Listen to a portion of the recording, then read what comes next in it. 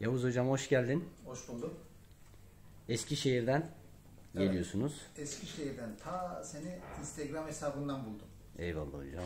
Baktım ki güzel çalışmalar yapıyorsun. Bunun öğreticiliğini yapıyorsun. Boşu boşuna bilen adam öğretir.